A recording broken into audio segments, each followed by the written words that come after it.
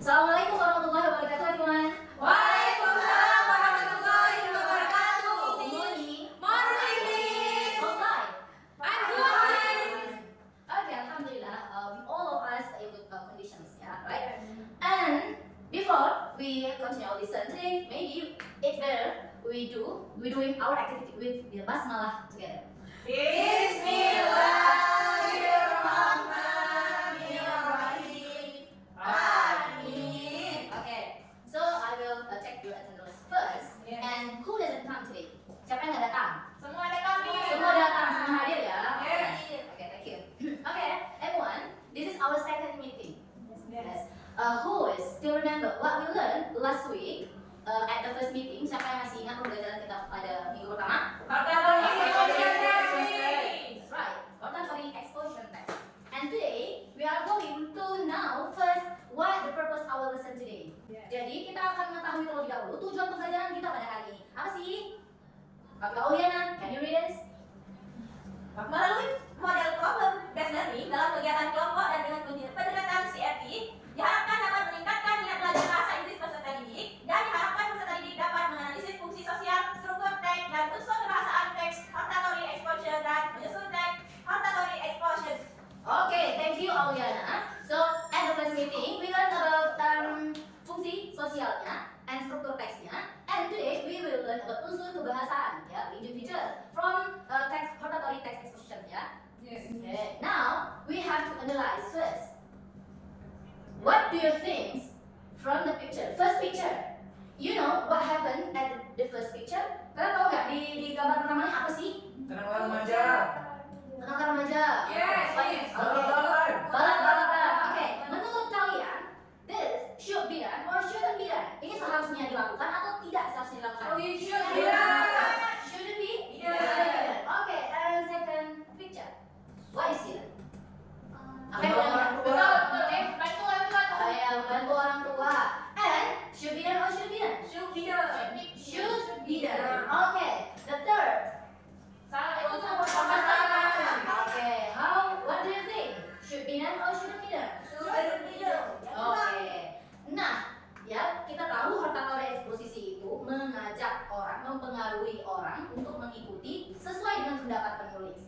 Jika kalian terpikir, nih di gambar ketiga shouldn't be done or should be done, jadi kalian bisa menuliskan sebuah teks, ya, yang menurut kalian misalnya sampah itu tidak bagus dibuang sembarangan karena bisa merusak lingkungan, misalnya. Nah, untuk memperkuat pendapat kita tadi, kita tambahin beberapa argumen. Argumen ini bisa kita dapatkan dari mana aja. Boleh kita dapat dari teks ilmiah, boleh kita dapat dari berita, newspaper, dan boleh kita dapat dari magazine, majalah. Jadi itu sumber-sumber yang bisa kita dapatkan tentang hortatory exposure text.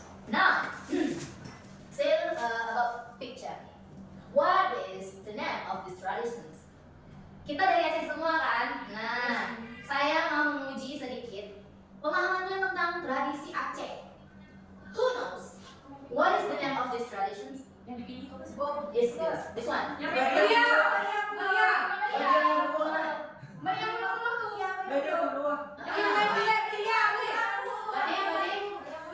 yang bulu. Okay. What do you think? Should be done or shouldn't be done? Okay, shouldn't be done. Oke, jadi menurut Nisa ini nggak seharusnya dilakukan. Nah, jika Nisa ingin meyakinkan orang-orang untuk tidak melakukan ini, Nisa harus memberikan beberapa pendapat memperkuat, ya, pendapat Nisa tadi. Terus kasih rekomendasi terakhir, daripada main ini mending sholat misalnya rekomendasinya, gitu ya. And how about this one? Setuju. Should be done or shouldn't be done? Should be done. Okay, let's see. Itu beneran anak Ah, yes.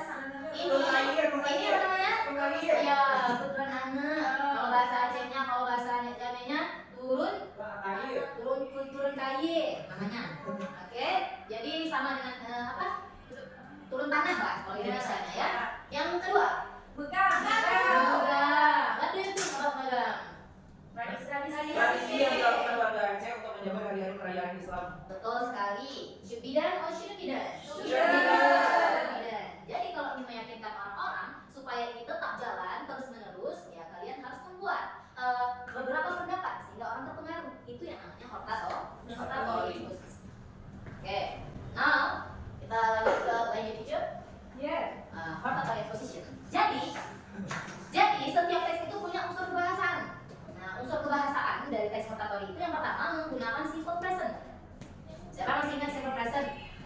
Paris.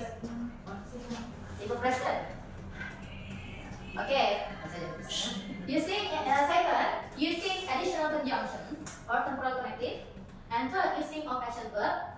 Fourth, recommendation phrase, and five, using passive voice. This is unsur kebahasan dari hortatory eksposisi. Jadi kalau kalian mau membuat teks eksposisi, kalian harus melihat unsur kebahasan terlebih dahulu. Let's see the example. Okay.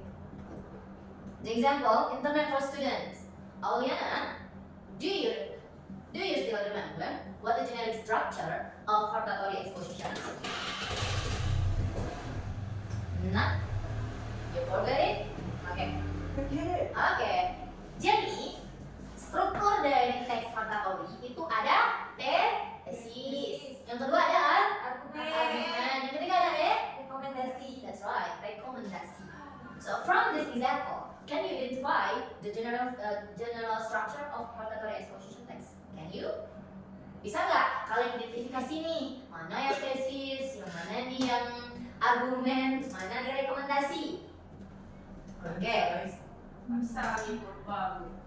Oke, jika lupa saya kasih tahu. Tesis. Tesis itu biasa terletak di Awal. Kan kemarin kita sudah pernah ya kita pelajari di pertemuan pertama. Oke, yang kedua di sini ada beberapa argumen. Pendapat betul, yang ketiga rekomendasi. Betul sekali. Oke, now please do LKPD in your group. Kemarin sudah saya lakukan asesmen awal sehingga mendapatkan beberapa hasil. Jadi saya bacakan ya kelompok-kelompoknya. Itu ada Sidik dan Auliana satu kelompok, Nisa dan Dinda satu kelompok, Mutia dan Indri satu kelompok. Oke. Kelompok 1, kelompok 2, kelompok 3. Okay, please do LKPD in your group, and then there are 5-10 minutes are available. Jadi ada 15 menit untuk ngerjain LKPD itu.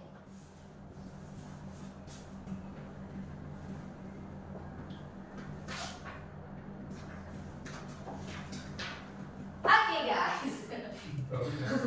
guys, have you done?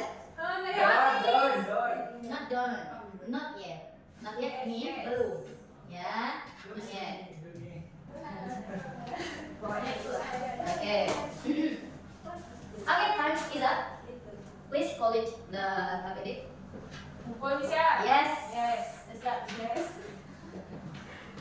Okay. So, for the last activity is this one. Jadi kita akan melakukan menulis teks hortatory tadi.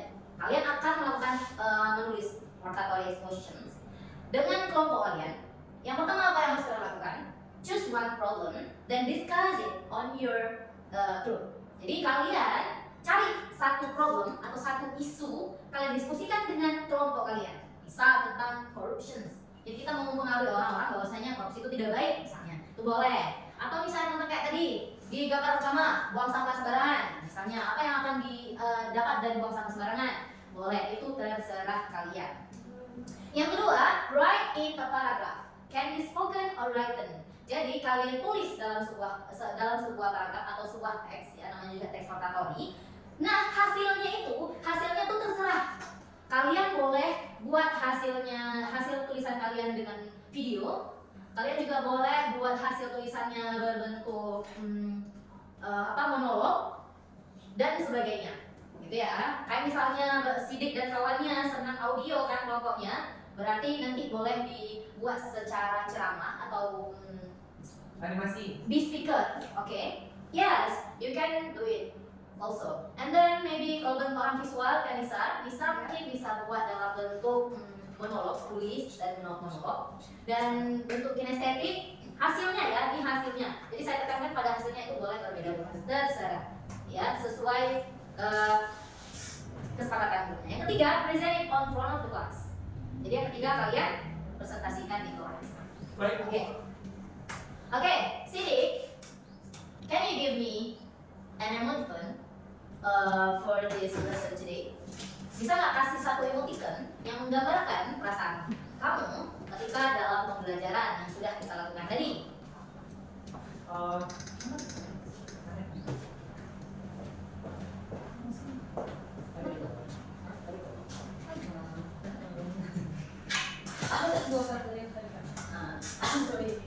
Oke. Emosi saya pada hari ini ketika Ibu Alfi mengajar itu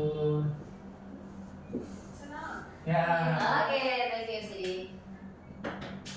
Yang pesan lagi ya, Bu. Sekali yang baik. Okay, thank you, Sidi. For today, our lesson today is up. That's all for today. I hope you understand and thank you for your participation and what you're doing today. You are active and you are happy today, and I hope all your days matter. Okay, thank you. Assalamualaikum warahmatullahi wabarakatuh. Waalaikumsalam warahmatullahi wabarakatuh.